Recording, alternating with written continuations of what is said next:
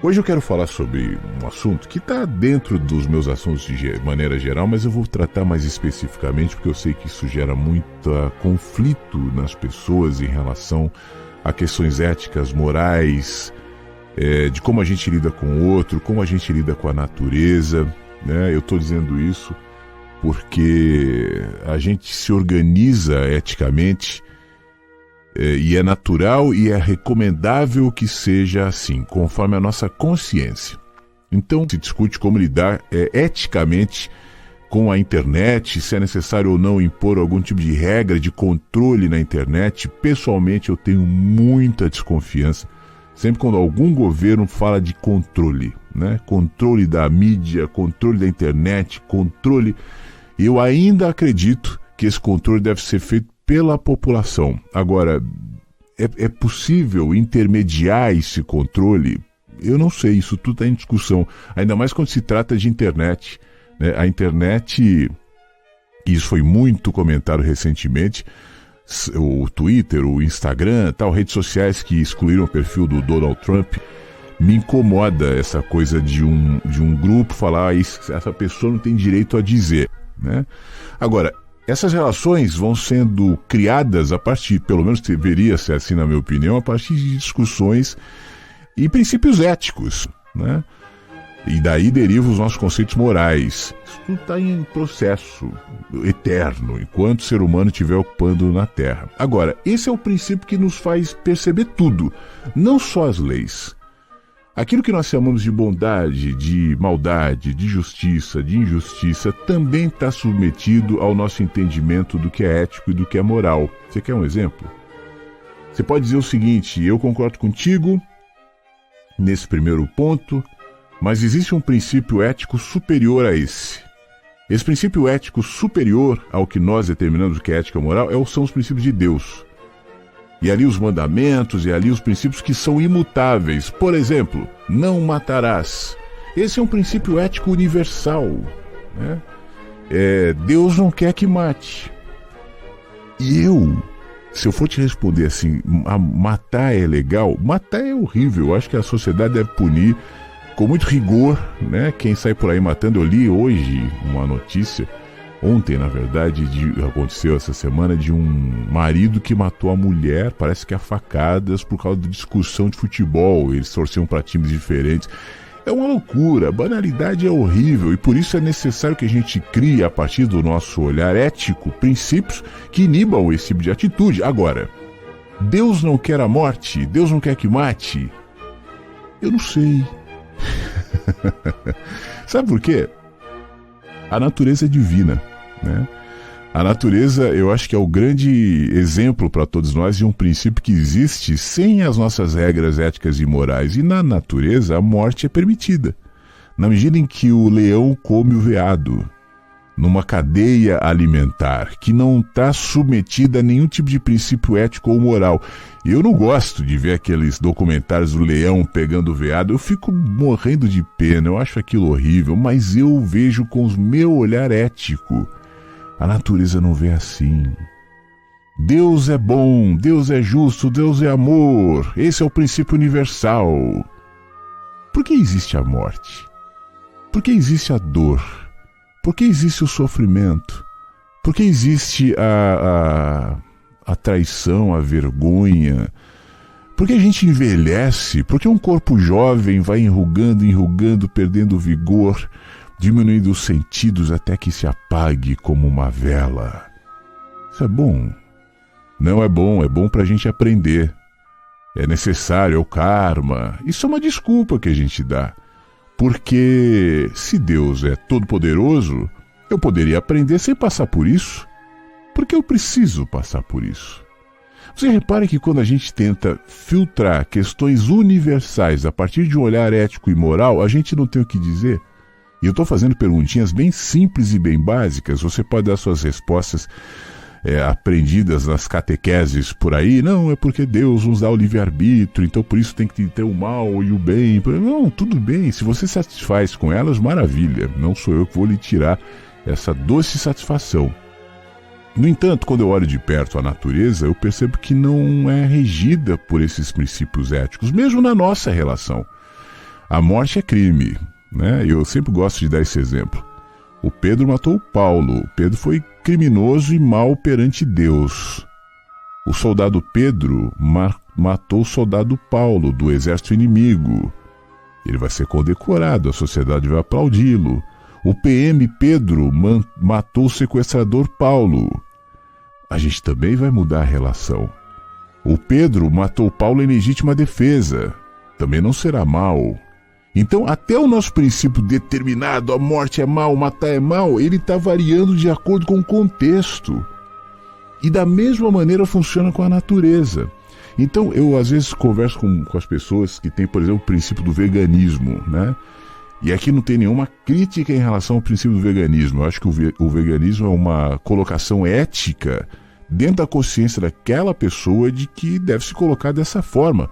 Show! Não tem retoques a fazer. Mas ele é uma avaliação moral, né? Eu não quero comer o animal, porque o animal ele é investido da chama divina. Como é que eu vou comer um animal? Mas tudo é investido da chama divina. A cenoura que você come também é. Aí você vai dizer, você não vai comparar uma cenoura com um animal. O animal sofre, o animal chora, o animal... Então a comparação é que o animal parece contigo, você entende o sofrimento do animal. Você me garante que com a cenoura é diferente? Agora, obviamente que por se parecer contigo, isso estabeleceu um princípio ético. Eu não sou vegano, né? Mas eu trato esse consumo de carne e tal com um certo cuidado. Isso também me incomoda, isso também me inquieta, né? Isso não é uma questão assim normal para mim. Eu não acho legal.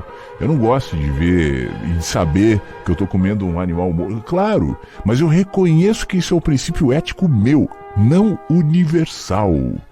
E os princípios éticos estão em movimento. Amanhã eu posso mudar o meu entendimento. Amanhã a sociedade pode mudar o seu entendimento, até porque, voltando à natureza que nos mostra, no seu mais absoluto, o princípio divino, se a gente quiser chamar assim, a cadeia alimentar está em processo o tempo inteiro, né? Não é só o animal que come o outro, o inseto que carrega o outro, nós que somos consumidores de ar, de água, de tudo, a fruta que eu como e colho na árvore, será que aquilo não gera uma amputação na árvore? Será que isso não está fazendo mal? Eu não sei. Será que a fruta tem medo quando entra na minha boca? Eu não sei. Por isso é impossível viver sobre essas questões absolutas, dizendo isto é certo, isto é errado. É errado para mim, é certo para você, e cada um vai ter um entendimento dentro desse conceito em variação de princípios éticos. Agora, nós vivemos em sociedade, né? Eu tenho os meus entendimentos, você tem os seus entendimentos, tem gente que tem outros entendimentos, as pessoas são absolutamente diferentes. Então como é que a gente vai conviver? Bom, vamos estabelecer regras. É natural que assim seja, então vamos criar as leis. Vamos criar os princípios e os códigos para que a gente não transgrida em respeito ao próximo, né? E assim nós viveremos dentro da nossa concepção ética ou moral. Por isso ela está em evolução. Quanto mais consciência uma sociedade vai tendo, menos necessidade de imposições legais, regras, éticas. Menos porque é a consciência que nos moverá.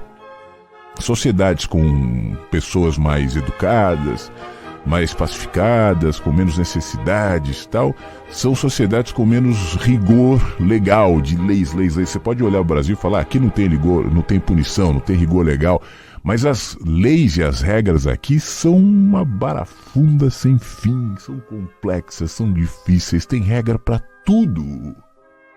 É igual a criança que não tem consciência e precisa da regra do pai e da mãe, dizendo pode, não pode, deve, não deve, vai, não vai, quero, não quero, até que a criança cresce.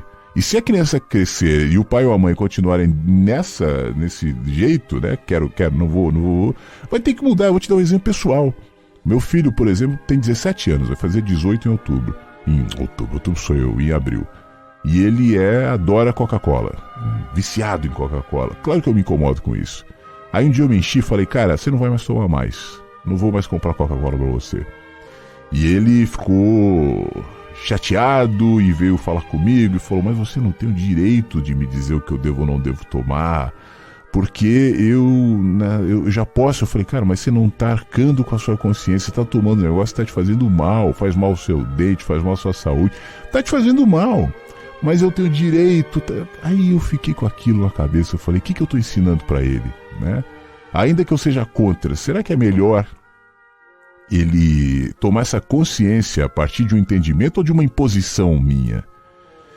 Daqui a pouco ele vai poder, já em pouquíssimo tempo, fazer isso autonomamente, aí vai tomar feito um louco, então eu tô errando.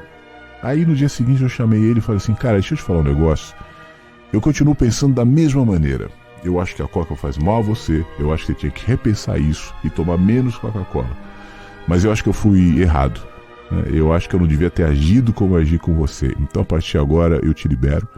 Espero que você faça isso em consciência, né, e que você repense. E ele me agradeceu, né, e eu acho que ele ganhou uma lição. Ele sai tomando a Coca-Cola dele, mas às vezes ele toma água, e eu tenho esperança que na medida em que a consciência dele se expandir, ele mesmo tomará essa atitude. É assim que eu trato meu filho, é assim que eu trato a sociedade, é assim que eu penso. Existem princípios absolutos? É provável que sim. Mas nós não temos nenhuma consciência deles. Nós não sabemos o que é bondade, o que é maldade, o que é justiça, o que é injustiça. E todas as vezes que eu olho, por exemplo, para a cadeia alimentar e a considero injusta, toda vez que eu olho para a morte, para a doença, para envelhecimento, para a degradação mental de alguém que era ativo e animado e curioso e daqui a pouco fica encerrado numa cadeira com Alzheimer e digo, a vida é injusta, eu estou usando a minha medida ética. Aí eu me lembro que a natureza não usa as mesmas medidas, e aí, já que eu não sou capaz de entendê-las, eu me pacifico e tento me aprimorar em consciência para que eu, inclusive na minha casa, né, nesse exemplo que eu acabei de te dar, aplique da melhor maneira o jeito ético de ser. Mas isso é uma construção e leva a vida inteira.